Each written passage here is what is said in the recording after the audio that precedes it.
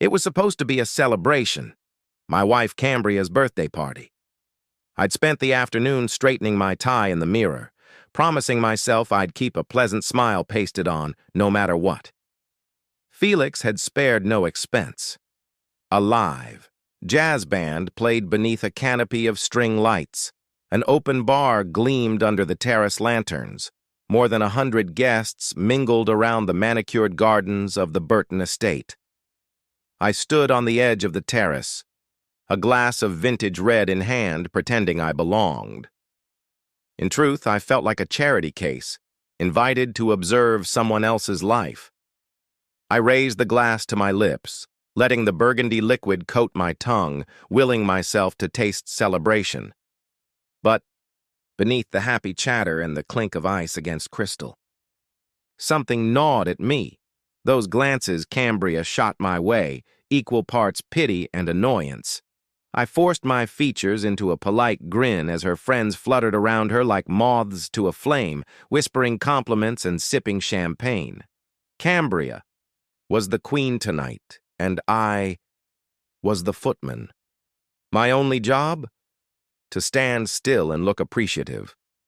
Then came Felix, swaggering over with the self-confidence of a man who knows exactly how much power he wields. His tailored suit hugged his frame. His cufflinks winked like trophies. His breath reeked faintly of scotch. I braced myself, hoping for a cordial greeting. Instead, he tipped his head, the candlelight from the bottles behind him casting a halo around his smug grin. "Dean," he drawled, voice thick with alcohol. "Why are you still here?" He paused, letting the laughter of his cronies wash over me. Nobody likes the charity case husband. I laughed it off, the kind of hollow chuckle that echoes in an empty room. I lifted my glass in a mock toast. "Happy birthday, Felix," I said, voice calm, measured, but every muscle in my body tensed.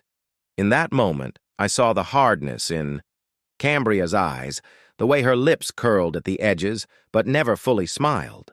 I nodded as Felix turned on his heel, swaggering back to his crowd. I set my glass on a nearby ledge, watching the red wine tremble. Moments later, the celebration crashed. I barely saw the flash of brown glass arcing through the lamplight. 1 second I was stepping forward to catch my balance. The next, the world exploded against the side of my head.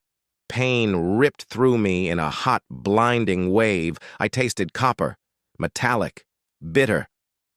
The glass shattered on impact, spraying crimson droplets across the pristine marble floor. There was a collective gasp, a dozen screams, and then silence. So complete, it rang in my ears. My hand flew to my temple, sticky with blood that seeped through my fingers. The guests parted around me like the Red Sea. In the distance, the band's smooth melody slid out of harmony, replaced by the urgent hum of shock. I looked up, searching for Cambria in the crowd. But she stood rooted at the fringe, arms crossed, watching me like I was an exhibit behind glass. She didn't scream. She didn't rush to me. She only turned away, shoulders squared, letting Felix's laughter tumble over her retreating back. Time slowed. I blinked twice, tasting the metallic sting on my tongue, and the resolve inside me crystallized.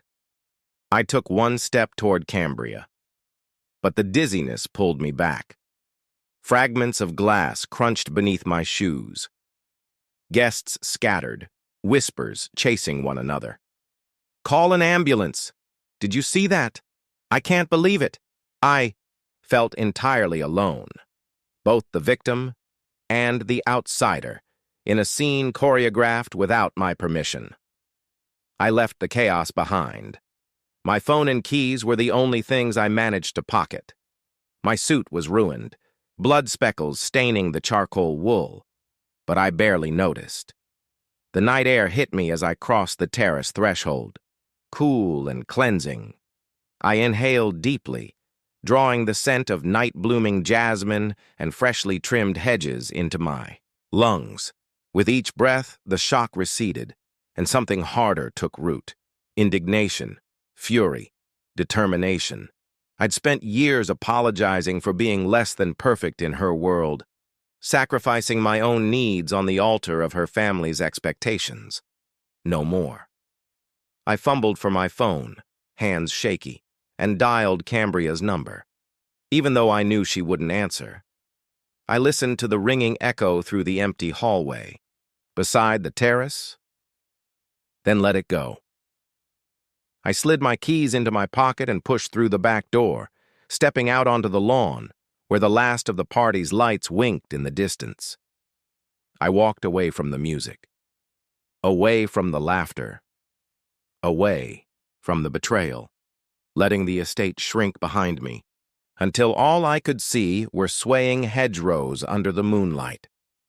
By the time I reached the end of the gravel drive, I had made my decision. I would not return. Not to that party, not to that life, not to that marriage, not as it had been. The sting on my temple throbbed with each heartbeat, reminding me of the precise moment everything changed. I was no longer just Cambria's husband, no longer Felix's punching bag. I was a man scorned, but no longer broken. I climbed into my car, slamming the door shut as the thunder of my own pulse drowned out the world. The engine roared to life. In the rearview mirror, I saw the estate's silhouette, framed by broken glass, glinting like stars in the marble doorway. I held my breath, then exhaled. Whatever came next, I would face it on my own terms. My phone lay silent beside me, my keys jingled in my hand, and I pressed the accelerator, driving away with a resolve I hadn't felt in years. I didn't glance back. 3 hours after the party ended in blood and silence, I sat in a quiet office, 12 stories above downtown. The fluorescent lights hummed faintly above my head. The receptionist had offered me coffee. I hadn't touched it. My shirt, blood-stained at the collar, was hidden beneath a borrowed black hoodie from the EMT who'd cleaned me up. I could still feel the dried sting near my temple, a dull pulse reminding me I wasn't here by accident. I was here because I'd had enough. Rowan Ellison's office didn't scream power. It whispered it. The walls were lined with books, actual books, not decorative leather-bound sets, but well-thumbed legal volumes, case law compilations, color-coded tabs sticking out at odd angles. A single potted plant leaned toward the sliver of city skyline. A framed quote hung above her desk. The most dangerous voice is the one that doesn't need to yell. I hadn't even sat down yet when I realized I was no longer alone in this war.